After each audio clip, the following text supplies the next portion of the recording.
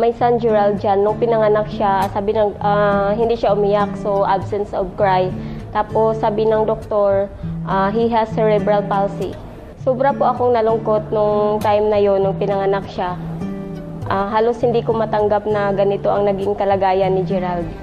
Sabi ng mga doktor, rare daw po yung case ni Gerald. Kaya ang advice nila is regular check-up lang po para malaman namin kung anong dapat gawin, kung anong mga medication ang dapat ibigay sa kanya.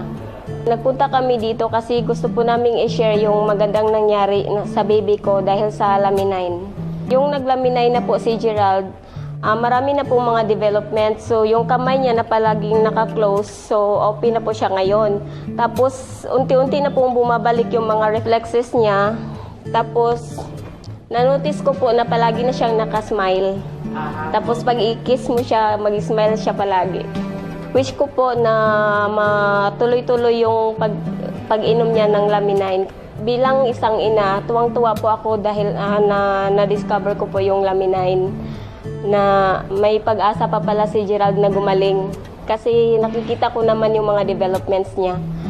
Gusto ko pong iparating sa lahat na kung meron din kayong mga karamdaman na katulad ng baby ko, try nyo lang po yung Lamine9 kasi nafe-feel po namin yung magandang result. Tapos nakikita po namin. Sa sobrang pagmamahal ko po sa mga anak ko, lahat gagawin ko po para sa kanila. Bilang isang ina na nagkaroon ng anak na tulad ni Gerald na may bihirang karamdaman, syempre mahirap po para sa akin. Nahirapan po akong tanggapin yun nung una. Minsan po tinatanong ko po ang Diyos kung bakit binigyan niya ako ng ganitong pagsubok.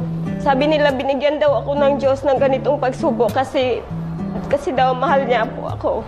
Angel po si Gerald sa buhay namin. Bilang isang ina na nagkaroon ng anak na tulad ni Gerald, syempre mahirap po, naapektuhan din po yung health ko. Nagsasuffer po ako ng insomnia, depression, tapos fatigue, tapos nagsasuffer din po ako ng back pain. Nung nakita ko na maganda naman po yung result ni Gerald sa Lamine9, so nagtitake na po ako. Upon taking it the first night, I sleep soundly like a baby. Nawala po yung insomnia, fatigue at saka back pain ko po. Hindi ko na po nararamdaman. Yung back pains ko po, galing po yun sa pagbubuhat ng baby ko. Kasi syempre mabigat. Mabigat si Gerald. Lastly po, gusto ko pong iparating sa mga nanay na katulad ko na huwag lang pong sumuko kasi may pag-asa pa.